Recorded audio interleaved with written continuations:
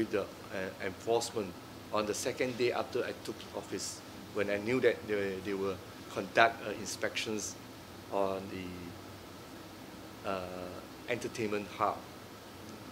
I call it hub because it's quite big. They have a pub, they have karaoke, massage center, all this together. So I said I want to have a look and see how they work. I need to understand. So what happened was I went there. The first thing I feel that they are not really safe, if anything happened. So this one we have to look into it. I went together to see how they conduct inspections with the enforcement officers. So they went to a pub. The pub is big. They went to the karaoke. The place is so huge and there's so many, corridors everywhere, and I don't feel safe at all. Even though you were with the enforcement officers? Yes, and they are accompanied by only 2 policemen. And this is a big place. Where was it? That was the second day I took office, 30th May. Yeah. Whereabouts? In Klang. It was really reported that, second days I took office already there. I just want to have a look. I did not lead the whole team. I didn't. I did the whole team. I said, you conduct your job. I just want to see how they work. So. You did invite the media also? Yes. But I missed out Malaysiakini. I thought Malaysiakini is not interested in things like this. Yeah, interested. When you say you worry about safety, meaning that gangsters? Yes. And in fact, later on, I was told that, they overheard. They've been calling people to stand by. Oh. Yes. Stand by to whack you? Yeah, just stand by, stand by, You heard it? I heard, no, someone told me, after I left the place and told me. Can you describe more the experience? So I don't feel safe. You see, you can't really inspect. And this is not, for example, if this is a raid, then it will be more dangerous, It's not a raid. It's not a raid. Because they applied, there was a murder happened there. So their license was revoked on the recommendation of police. But police then later reversed their decision, reversed their recommendations, and said that they can be given. So MPK decided to conduct an inspection to see whether it is suitable to issue a license or not. So it's inspections, pre-arranged actually. So even that I don't feel is safe if the MPK is conducting a raid. So I will start thinking about, look, we have to boost the morale of the enforcement officer to ensure that they really enforce the law. When their safety is not taken care of, they will not be full-heartedly carry out their duty. How big is the enforcement team, for example, for MPK?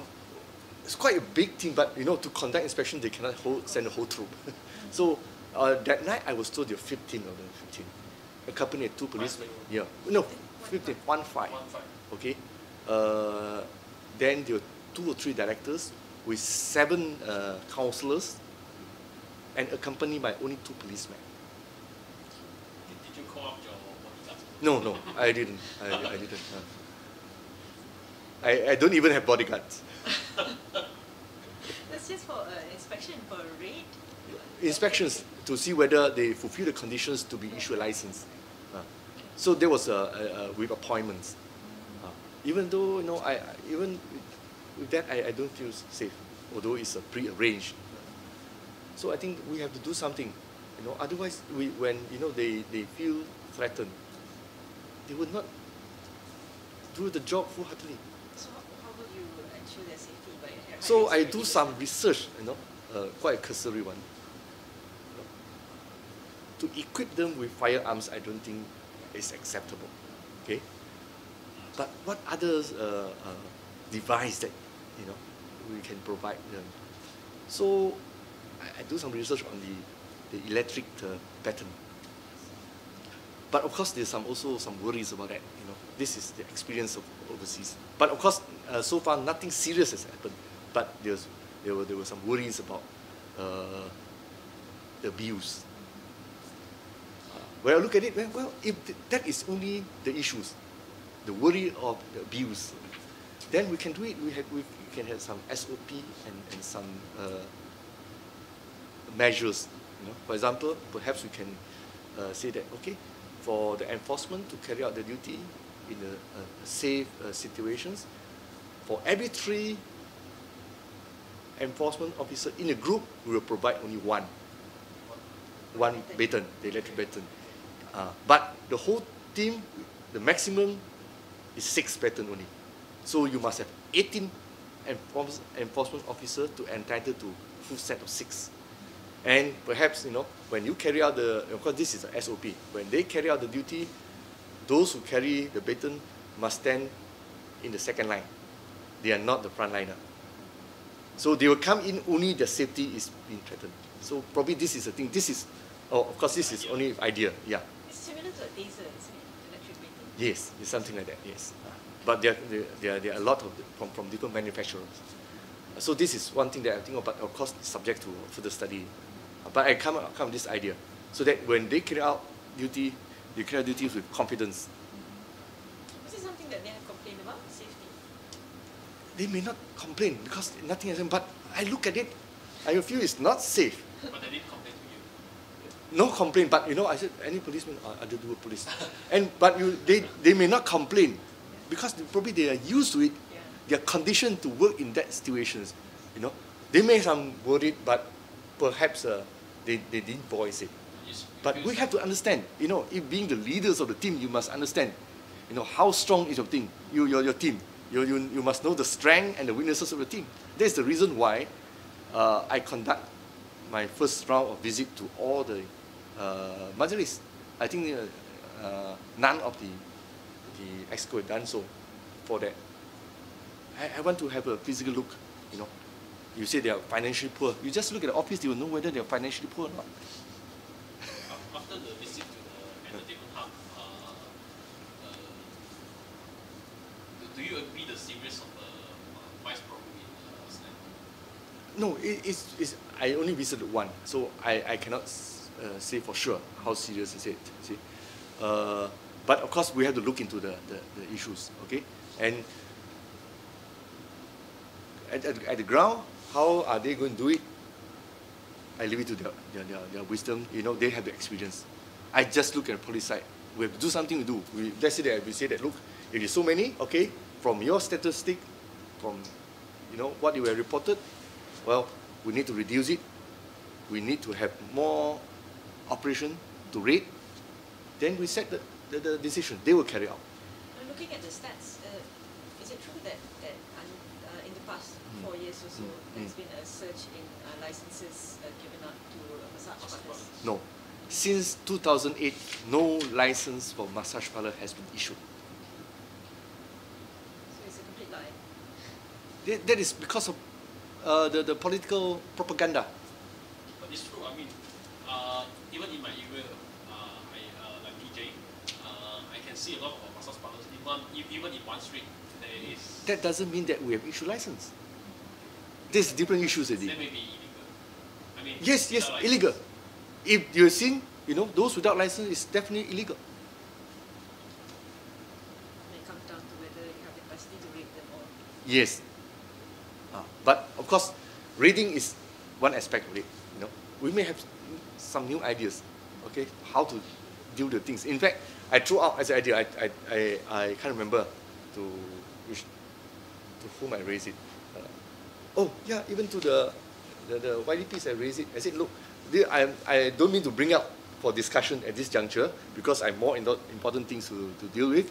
Just that issue like this, how instead of raiding, instead of banning, and there is a demand for the genuine massage center, how are we going to deal with it? I said, I have this idea, and this come.